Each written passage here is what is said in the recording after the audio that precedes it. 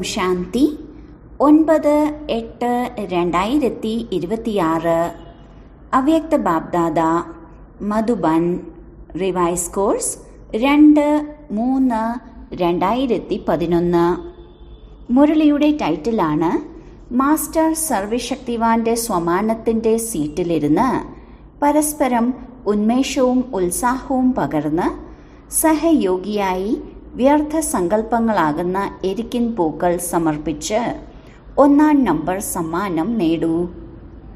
ഇന്ന് നിങ്ങളെല്ലാവരും ഒപ്പം ചുറ്റുമുള്ള എല്ലാ കുട്ടികളും അമൃതവേള മുതൽ വളരെ സ്നേഹം നിറഞ്ഞ ആശംസകൾ തങ്ങളുടെ പ്രേമത്തോടും സന്തോഷത്തോടും കൂടി നൽകിക്കൊണ്ടിരിക്കുകയാണ്. അതുകൊണ്ട് ബാബയും നിങ്ങളെല്ലാ പ്രിയപ്പെട്ട കുട്ടികൾക്ക് ഈ ജയന്തിയുടെ ആശംസകൾ നൽകാൻ വന്നിരിക്കുകയാണ്. ഓരോ കുട്ടിയും ബാബയ്ക്ക് അങ്ങേയറ്റം പ്രിയപ്പെട്ടവരും ഹൃദയത്തോട് ചേർന്നവരുമാണ്. അതിനാൽ ബാബ്ദാദ തൻ്റെ കൈകളാകുന്ന മാലയാൽ നിങ്ങൾക്ക് ഏവർക്കും ആശംസകൾ നൽകുകയാണ്. ബാബ്ദാദ കാണുന്നുണ്ട് നിങ്ങൾ മുന്നിലിരുന്ന് ആശംസകൾ നൽകുകയും വാങ്ങുകയും ചെയ്യുന്നുണ്ട്. എന്നാൽ ചുറ്റുമുള്ള കുട്ടികൾ പല സ്ഥലങ്ങളിൽ നിന്നായി ആശംസകൾ നേരുന്നുണ്ട്. ബാബയും വിദേശത്തും സ്വദേശത്തുമുള്ള എല്ലാ കുട്ടികൾക്കും അങ്ങേയറ്റം സ്നേഹപൂർവം ആശംസകൾ നൽകുന്നു. ഓരോ കുട്ടിയും സന്തോഷം നിറഞ്ഞ മുഖത്തോടെ സ്നേഹക്കടലിന്റെ അലകളിൽ നീന്തുന്നത് ബാബ്ദാദ കാണുന്നുണ്ട്. ബാബയ്ക്ക് സന്തോഷമുണ്ട്. ബാബ തനിച്ചല്ല വരുന്നത്, കുട്ടികളോടൊപ്പമാണ് വരുന്നത്. കാരണം ബാബ വരുന്നത് തന്നെ യജ്ഞം രചിക്കാനാണ്. അപ്പോൾ യജ്ഞത്തിൽ ആരാണുള്ളത്? ബ്രാഹ്മണർ. അതുകൊണ്ട് ബാബ തനിയെ വരാതെ കുട്ടികളോടൊപ്പം വന്നിരിക്കുന്നു. കാരണം ഈ ജയന്തി എല്ലാ ജയന്തികളെക്കാളും അത്ഭുതകരമാണ്. മുഴുവൻ കൽപ്പത്തിലും അച്ഛനും കുട്ടികളും ഒരുമിച്ച് ജന്മമെടുക്കുന്ന ഒരേ ഒരു ജയന്തി ഇതാണ്. അതുകൊണ്ടാണ് ഈ ജയന്തിയെ വജ്രതുല്യ ജയന്തി എന്ന് വിളിക്കുന്നത്. ബാബ പ്രത്യേകിച്ചും ആദിരത്നങ്ങളായ കുട്ടികൾക്ക് പ്രത്യേക ആശംസകൾ നൽകുന്നു. അപ്പോൾ നിങ്ങളെല്ലാവരും ഇന്ന് ആശംസകൾ നൽകാനാണോ അതോ വാങ്ങാനാണോ വന്നിരിക്കുന്നത്? നമ്മൾ ഒന്നിച്ചു ജീവിക്കും, ഒന്നിച്ചു പറക്കും, ഒന്നിച്ചു വരും. ബ്രഹ്മബാബയോടൊപ്പം രാജ്യം ഭരിക്കും എന്നാണ് ബാബയുടെ വാക്ക്. കൂടെ ജീവിക്കുമെന്നതാണ് വാഗ്ദാനം. നിങ്ങളും എന്താണ് പറയാറുള്ളത്? ബാബ എവിടെയുണ്ടോ അവിടെ ഞങ്ങളും ഒപ്പമുണ്ടാകും. ഇതാണ് കുട്ടികൾക്ക് ബാബയോടും ബാബയ്ക്ക് കുട്ടികളോടുമുള്ള വാഗ്ദാനം. ശരീരം കൊണ്ട് എവിടെയായിരുന്നാലും ഹൃദയത്തിൽ എപ്പോഴും ബാബ കൂടെയുണ്ട്. അതുകൊണ്ടാണ് ബാബയെ ദിലാറാം, അതായത് ഹൃദയത്തിന് ആശ്വാസം നൽകുന്നവൻ എന്ന് വിളിക്കുന്നത്. ഇവിടെ ഇതിൻ്റെ സ്മാരകമായി ദിൽവാഡ ക്ഷേത്രവുമുണ്ട്. അപ്പോൾ എല്ലാവരുടെയും ഹൃദയത്തിൽ ദിലാറാം കൂടെയുണ്ടല്ലോ. ബാബ എപ്പോഴും കുട്ടികളോട് പറയാറുണ്ട്, ഒരിക്കലും ഒറ്റയ്ക്കാവരുത്. എപ്പോഴും കൂടെയുണ്ട്, കൂടെ തന്നെ കഴിയണം. ഒറ്റയ്ക്കായാൽ മായ അതിൻ്റെ അവസരം മുതലെടുക്കും. എന്നാൽ കൂടെയുള്ളത് സ്വയം ലൈറ്റ് ഹൗസ് ആണെങ്കിൽ അതിൻ്റെ മുന്നിൽ നിന്ന് മായ ദൂരേക്ക് ഓടിപ്പോകും. അടുത്ത് വരാൻ പോലും കഴിയില്ല. അതുകൊണ്ട് കുട്ടികൾക്ക് ബാബയോടും ബാബയ്ക്ക് കുട്ടികളോടും എപ്പോഴും കൂടെയുണ്ടാകും എന്ന വാഗ്ദാനമുണ്ട്. നിങ്ങൾക്കെല്ലാവർക്കും ഈ വാഗ്ദാനമുണ്ടല്ലോ. നമ്മൾ ഒന്നിച്ചാണ്, ഒന്നിച്ചുണ്ടാകും. ഒന്നിച്ചുണ്ടായിരിക്കുന്നത് ഇഷ്ടമാണല്ലോ, അല്ലേ? അതെ, കൈകൾ ഉയർത്തൂ. അമൃതവേളയിൽ ഓരോ കുട്ടിയും ബാബയോട് ഹൃദയം തുറന്ന് സംസാരിക്കാറുണ്ടെന്ന് ബാബ്ദാദ കണ്ടു. സാധാരണ സമയങ്ങളിൽ സമയം കിട്ടാറില്ല. എന്നാൽ അമൃതവേളയിൽ ഓരോരുത്തരും വളരെ മധുരമുള്ള ഹൃദയ സംഭാഷണങ്ങൾ നടത്താറുണ്ട്. ബാബയും ഓരോ കുട്ടിയുടെയും ഹൃദയത്തിലെ വാക്കുകൾ കേട്ട് എല്ലാ കാര്യങ്ങൾക്കും മറുപടി നൽകുന്നു. ഞാൻ ഹൃദയം കൊണ്ട് എൻ്റെ ബാബ എന്ന് വിളിക്കുമ്പോൾ ബാബ ഹാജരാകുന്നു. ഇതിൽ എല്ലാവർക്കും വളരെ സന്തോഷമുണ്ട്. യജമാനൻ ഹാജരാകുന്നു. ഇതിൽ ഹൃദയത്തിൻ്റെ കാര്യം മാത്രമേ ഉള്ളൂ, വേറൊന്നും ചെയ്യേണ്ടതില്ല. ഹൃദയം കൊണ്ട് എൻ്റെ ബാബ എന്ന് പറഞ്ഞു യജമാനൻ ഹാജരായി. ഇന്ന് 4 ഭാഗത്തു നിന്നും ബാബ്ദാദയുടെ കാതുകളിൽ മധുരമുള്ള ഗീതം മുഴങ്ങുന്നുണ്ടായിരുന്നു. ഏത് ഗീതം? എൻ്റെ ബാബ, പ്രിയപ്പെട്ട ബാബ, മധുരമുള്ള ബാബ. ബാബ്ദാദയും കുട്ടികളുടെ സ്നേഹത്തിൽ ലയിച്ചിരിക്കുന്നു.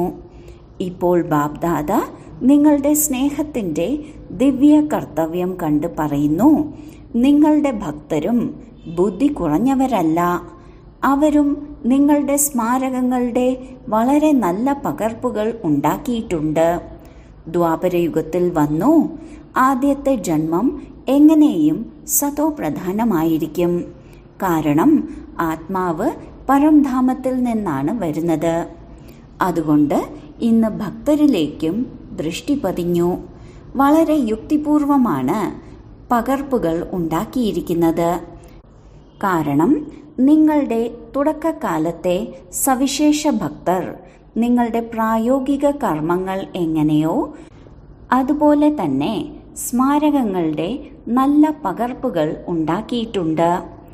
എന്നാൽ നിങ്ങളുടേത് പ്രായോഗികമാണ്, അവരുടേത് സ്മാരകമാണ്. ഉദാഹരണത്തിന്, നിങ്ങൾ വ്രതമെടുത്തു. ഏത് വ്രതമാണ് എടുത്തത്? പവിത്രതയുടെ വ്രതം. അപ്പോൾ അവരും വ്രതമെടുക്കുന്നു. വ്രതത്തിൻ്റെ കോപ്പി ഉണ്ടാക്കിയിട്ടുണ്ട്. എന്നാൽ നിങ്ങളുടെ വ്രതം ഒരു ജന്മത്തിൽ എടുക്കുന്നതിലൂടെ അനേകം ജന്മങ്ങൾ നിലനിൽക്കുന്നു. അവർ ഒരു ദിവസത്തേക്ക് പവിത്രമായിരിക്കുകയും ശുദ്ധ ഭക്ഷണം കഴിക്കുകയും ചെയ്യുന്നു. നിങ്ങളുടെ വ്രതം 21 ജന്മങ്ങൾക്കുള്ളതാണ്. അവരുടേത് അല്പകാലത്തേക്കുള്ളതാണ്. അതുപോലെ തന്നെ ജാഗരണം. നിങ്ങൾ വെളിച്ചത്തിലേക്ക് വന്നപ്പോൾ ലോകത്തിലെ മുഴുവൻ ഇരുട്ടും ഇല്ലാതാക്കി. പകുതി കൽപ്പത്തോളം ഇരുട്ടിന് വരാൻ കഴിയില്ല. മനസ്സിന്റെ ഇരുട്ട് മാറി പുറമെ പ്രകൃതിയുടെ ദുഃഖമാകുന്ന ഇരുട്ടും മാറ്റി. അവരും അതിൻ്റെ കോപ്പി ഉണ്ടാക്കി ജാഗരണം നടത്തുന്നുണ്ട്. മറ്റൊരു കാര്യം, നിങ്ങൾ ബാബയ്ക്കായി ബലിയർപ്പിച്ചു, ബലിയായി മാറി, പൂർണ്ണമായി സമർപ്പണമായി. അപ്പോൾ അവരും കോപ്പി ചെയ്തു. എന്നാൽ അവർ തങ്ങളെ തന്നെയല്ല ബലി കൊടുക്കുന്നത്. ആരെയാണ് ബലി കൊടുക്കുന്നത് എന്ന് നിങ്ങൾക്കറിയാമല്ലോ. ആടിനെയാണ് ബലി കൊടുക്കുന്നത്. അവർ എന്തുകൊണ്ട് ആടിനെ തന്നെ തിരഞ്ഞെടുത്തു? മറ്റാരെയും തിരഞ്ഞെടുത്തില്ല. എല്ലാവരും ചിരിക്കുകയാണ്.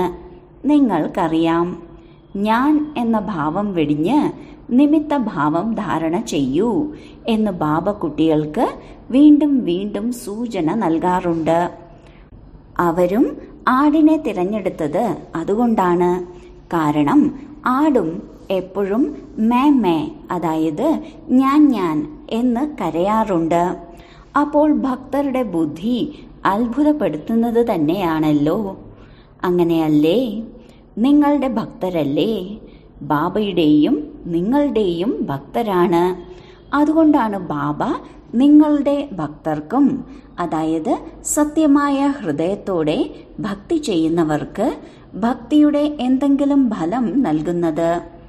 അവരും സദാ സത്യസന്ധരും സാത്വികരുമായി ജീവിക്കുന്നു, സന്തോഷമായി ഇരിക്കുന്നു, ദുഃഖത്തിൽ ദുഃഖിക്കുന്നില്ല.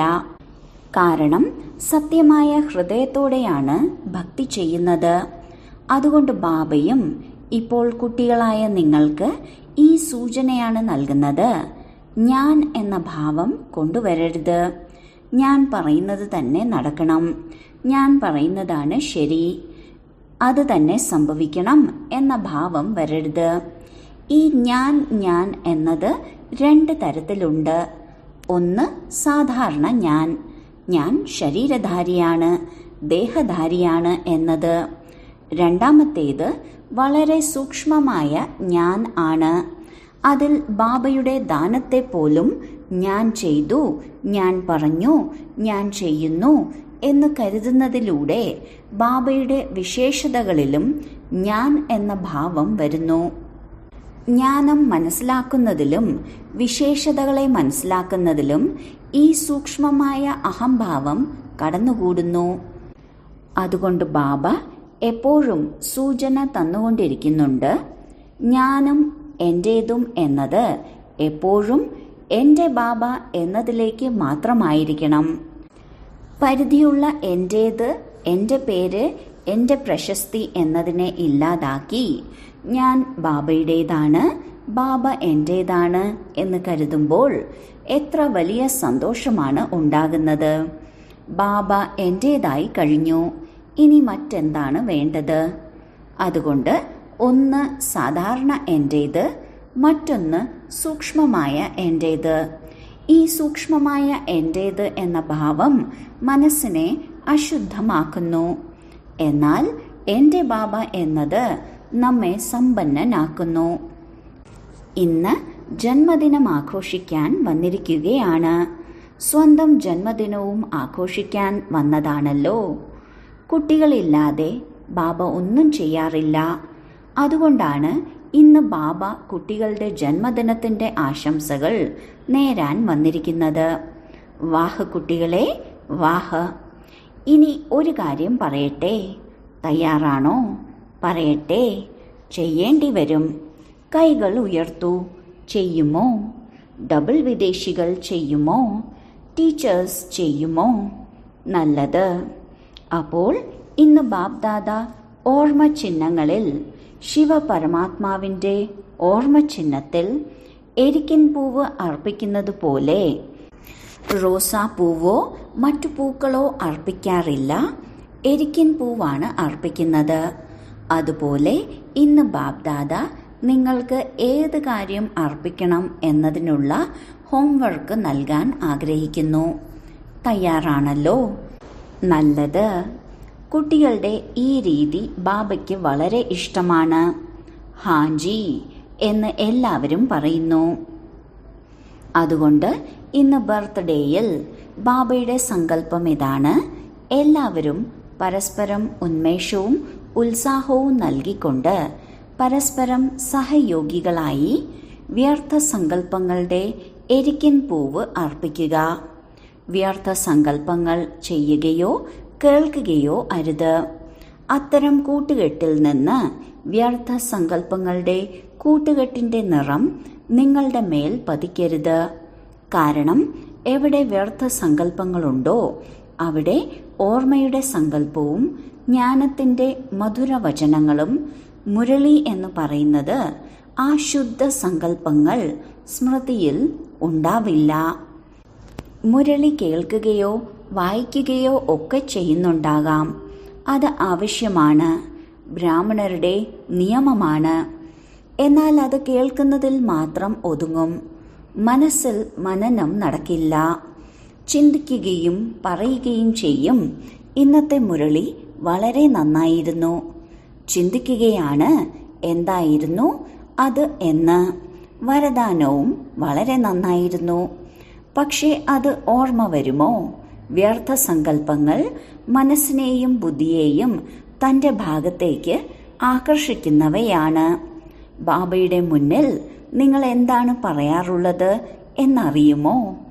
ബാബ, താല്പര്യമുള്ള വാർത്തകൾ കേൾക്കണമല്ലോ, നോളജ്ഫുൾ ആകണം.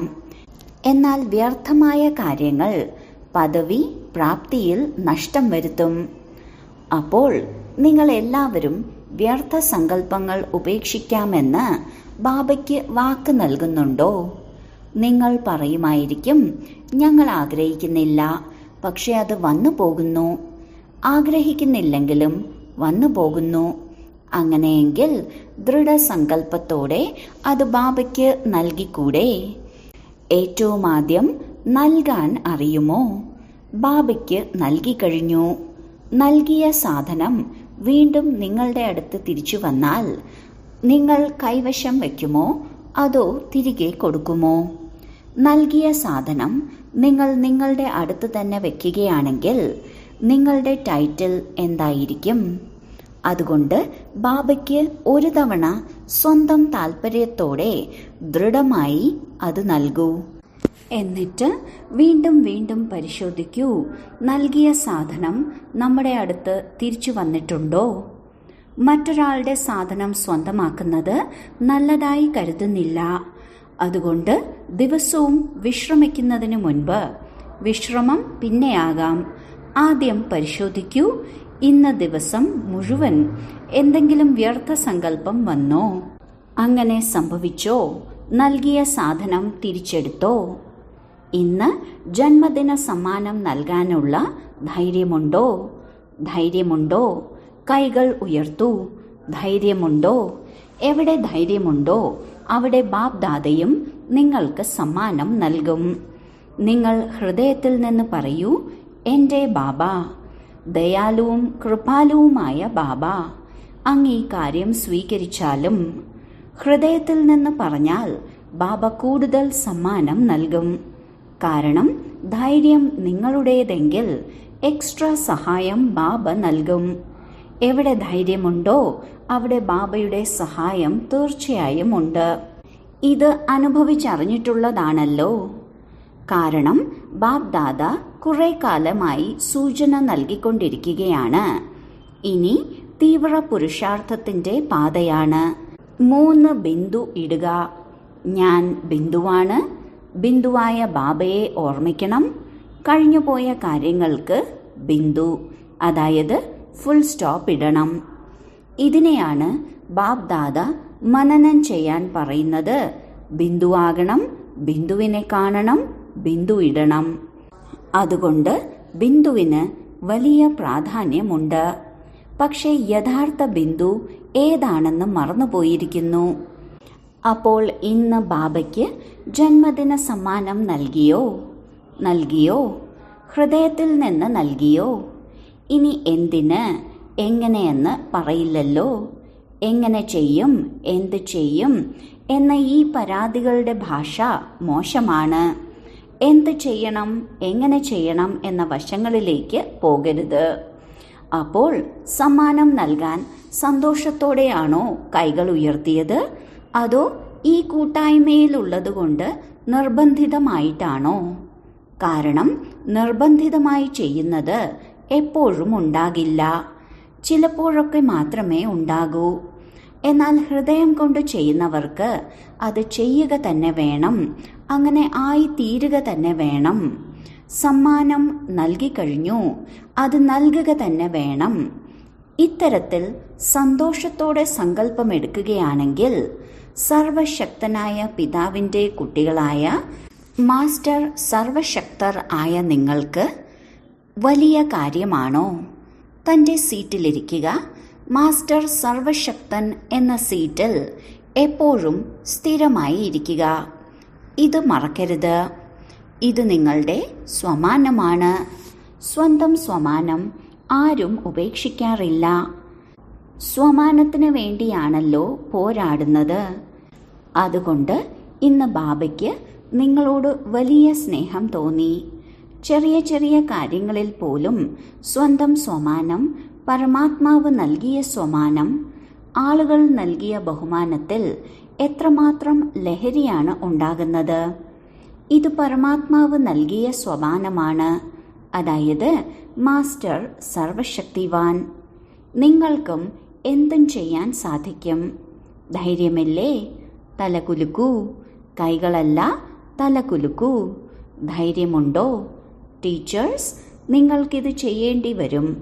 ഇതിൽ ശ്രദ്ധ നൽകേണ്ടി വരും. നിങ്ങളിത് ചെയ്യുകയും ശ്രദ്ധ ആകർഷിച്ചുകൊണ്ട് മറ്റുള്ളവരെ കൊണ്ട് ചെയ്യിക്കുകയും വേണം. നിങ്ങൾ അതിനായി നിമിത്തമായവരാണല്ലോ. പിന്നീട് നമുക്ക് നോക്കാം ഏത് ക്ലാസ്സാണ്, ആരുടെ ക്ലാസ്സാണ് 1ാം സ്ഥാനം നേടുന്നതെന്ന്. അങ്ങനെയുള്ളവർക്ക് നല്ല സമ്മാനം നൽകും. ഏത് സമ്മാനമാണെന്ന് ഇപ്പോൾ പറയുന്നില്ല. മികച്ച സമ്മാനം നൽകും. ക്ലാസ് മുഴുവനായി ഇതിനായി പരിശ്രമിക്കണം. ഒരാൾ മാത്രം ചെയ്തു എന്നല്ല, ഭൂരിഭാഗം പേരും ചെയ്യണം. ഇന്ന് ബാബ്ദാദയ്ക്ക് ഓരോ കുട്ടിയോടും 1-ാം സ്ഥാനത്ത് വരണമെന്ന സ്നേഹമാണ് തോന്നുന്നത്. 2-ാം സ്ഥാനത്ത് പോലുമല്ല. ആദ്യത്തെ രാജസിംഹാസനത്തിൽ 2 പേർ ഇരിക്കുമെങ്കിലും ആദ്യത്തെ രാജധാനിയിൽ ആദ്യത്തെ രാജവംശത്തിന്റെ ബന്ധത്തിൽ വരണം. 2-ാം നമ്പർ ആയി കഴിഞ്ഞു എന്നാൽ രാജ്യം ഭരിക്കണമെങ്കിൽ, രാജ്യത്തിന്റെ അധികാരിയാകണമെങ്കിൽ ആദ്യം രാജ്യത്തിൽ വരണം. അതുകൊണ്ട് ഓരോ കുട്ടിയും ഏതെങ്കിലും ഒരു വിശേഷതയിൽ നമ്പർ 1 ആകണമെന്നാണ് ബാബ്ദാദയുടെ കുട്ടികളോടുള്ള സ്നേഹം. നമ്പർ വാർ അല്ല, നമ്പർ 1. ആ ആവേശമുണ്ടോ? നമ്പർ 1 ആകണമെന്നുണ്ടോ? അതോ ലഭിക്കുന്നത് എന്തായാലും നല്ലത് എന്നാണോ? നല്ലത് നല്ലത് എന്ന് മാത്രം പറയരുത്. ഓരോ കുട്ടിയും ഏതെങ്കിലും ഒരു അത്ഭുത പ്രവൃത്തിയിൽ നമ്പർ 1 ആകണമെന്നാണ് ബാബയുടെ ആഗ്രഹം. 4 വിഷയങ്ങളുണ്ട്. അതിലേതെങ്കിലും ഒരു വിഷയത്തിൽ നമ്പർ 1 ആകുക തന്നെ വേണം. ആകുക തന്നെ വേണം എന്നതിന് അടിവരയിടൂ. ശരി, അധികം കഠിനാധ്വാനം തരുന്നില്ല. ഏതെങ്കിലും ഒരു സബ്ജക്റ്റിൽ നമ്പർ 1 ആകുക. ഇത് എളുപ്പമല്ലേ? ബാക്കി ഇന്നത്തെ ദിവസം അമൃതവേളയിൽ ഓരോ കുട്ടിയും മിലനം ആഘോഷിക്കുമ്പോൾ വളരെ പ്രസന്നതയുള്ള, സന്തോഷത്തോടെ ചിരിക്കുന്ന മുഖങ്ങളാണ് കണ്ടത്. ബാബയും ഓരോ കുട്ടിക്കും എപ്പോഴും പറക്കുന്ന കലയുടെ വരദാനം നൽകി. നടക്കുന്ന കലയല്ല, പറക്കുന്ന കല. അതുകൊണ്ട് ബാബ്ദാദയുടെ ഇന്നത്തെ ഈ വരദാനം ഓർമ്മിക്കുക. ബാബ്ദാദ നിങ്ങളുടെയും തൻ്റെയും ജയന്തിയിൽ എന്താണ് വരദാനം നൽകിയത്? പറക്കുന്ന കല ഭവ. നിങ്ങളും ദിവസം മുഴുവൻ ശിവരാത്രി ഉത്സവം ഹൃദയത്തിൽ ആഘോഷിച്ചുവല്ലോ. അതുകൊണ്ട് എല്ലാവരും നല്ലവരാണ്, നല്ലവരായി തുടരും. ഏറ്റവും നല്ല രാജപദവി പ്രാപിക്കും. എല്ലാവരും നല്ലവരല്ലേ? ബാബ എപ്പോഴും നല്ലതു മാത്രമേ കാണാറുള്ളൂ. ശരി, 4 പാടുമുള്ള മുന്നിലിരിക്കുന്നവരായാലും ശരി, അവരവരുടെ സ്ഥാനങ്ങളിലിരുന്ന് ആഘോഷിക്കുന്നവരായാലും ശരി, എല്ലാവരെയും കണ്ട് ബാബ്ദാദയും സന്തോഷിക്കുന്നു. കുട്ടികളും ബാബയുമായുള്ള മിലനം കണ്ട് സന്തോഷിക്കുന്നു. എന്നാൽ ഇന്നത്തെ സങ്കല്പം എപ്പോഴും സന്തോഷമായി ഇരിക്കുക എന്നതായിരിക്കണം. ചിലപ്പോഴൊക്കെ ഉള്ളതല്ല, എപ്പോഴും സന്തോഷം. ആര് നിങ്ങളുടെ മുഖം കണ്ടാലും ചിന്തിക്കണം, ഇവർ വളരെ ഭാഗ്യവാനായ ഒരാത്മാവാണെന്ന് തോന്നുന്നുവല്ലോ എന്ന്. നിങ്ങളുടെ ഭാഗ്യം പെരുമാറ്റത്തിലും മുഖത്തിലും ദൃശ്യമാകണം. മനസ്സിൽ ഒരുപാടുണ്ട് എന്ന് പറഞ്ഞാൽ മാത്രം പോരാ. നിങ്ങളുടെ ഭാഗ്യവാനായ മുഖം, പ്രസന്നമായ മുഖം മറ്റുള്ളവർക്ക് പരിചയം നൽകും. മുഖം സംസാരിക്കും, ഇവിടെ എന്തോ ഒന്നുണ്ടെന്ന്. നിങ്ങളുടെ മുഖം സേവനം ചെയ്യണം. അത് ബാബയുടെ അടുക്കലേക്ക് എത്തിക്കണം. സന്തോഷത്തോടെ ഇരിക്കുക എന്നതും സേവനത്തിനുള്ള ഒരു മാർഗമാണ്. അതുകൊണ്ട് 4 പാടുമുള്ള കുട്ടികൾക്ക് നിങ്ങളുടെ ജന്മദിനത്തിൻ്റെ കോടാനുകോടി ആശംസകൾ, ആശംസകൾ, ആശംസകൾ. ശരി, വരദാനം സംശയത്തിൻ്റെ സങ്കല്പങ്ങളെ അവസാനിപ്പിച്ച് മായാജീതായിത്തീരുന്ന വിജയീ രത്നമായി ഭവിക്കട്ടെ. നമുക്ക് പരാജയം സംഭവിക്കുമോ എന്നറിയില്ലല്ലോ എന്ന സംശയത്തിൻ്റെ സങ്കല്പം ഒരിക്കലും മുൻകൂട്ടി ഉണ്ടാകരുത്. സംശയബുദ്ധിയാകുമ്പോഴാണ് പരാജയം സംഭവിക്കുന്നത്. അതുകൊണ്ട് ഞങ്ങൾ വിജയം നേടിത്തന്നെ കാണിക്കും എന്ന സങ്കല്പം എപ്പോഴും ഉണ്ടായിരിക്കണം. വിജയം ഞങ്ങളുടെ ജന്മസിദ്ധ അവകാശമാണ്. ഇത്തരത്തിൽ അധികാരിയായിരുന്ന് കർമ്മം ചെയ്യുന്നതിലൂടെ വിജയം, അതായത് സഫലതയുടെ അധികാരം തീർച്ചയായും ലഭിക്കും. ഇതിലൂടെ നിങ്ങൾ വിജയരത്നമായി മാറും. അതുകൊണ്ട് മാസ്റ്റർ നോളജ്ഫുൾ ആയവരുടെ നാവിൽ നിന്ന് അറിയില്ല എന്ന വാക്ക് ഒരിക്കലും വരാൻ പാടില്ല. സ്ലോഗൻ: ദയയുടെ ഭാവന വളരെ എളുപ്പത്തിൽ തന്നെ നിമിത്തഭാവം ഉണർത്തുന്നു. അവ്യക്ത സൂചന: അപവിത്രതയുടെ വിത്തിനെ പോലും സമാപ്തമാക്കി സമ്പൂർണ്ണ സ്വച്ഛം, അതായത് പവിത്രമാകൂ. തൊട്ടാവാടി ചെടി ചെറിയൊരു സ്പർശനം കൊണ്ട് ശക്തിഹീനമായി വാടിപ്പോകുന്നത് പോലെ അതിന് അധികം സമയം ആവശ്യമില്ല. അതുപോലെ നിങ്ങൾ ഒരു സെക്കൻഡിലെ ശുദ്ധ സങ്കല്പത്തിന്റെ ശക്തിയിലൂടെ മായയെ തൊട്ടാവാടിയെ പോലെ ബോധരഹിതമാക്കൂ.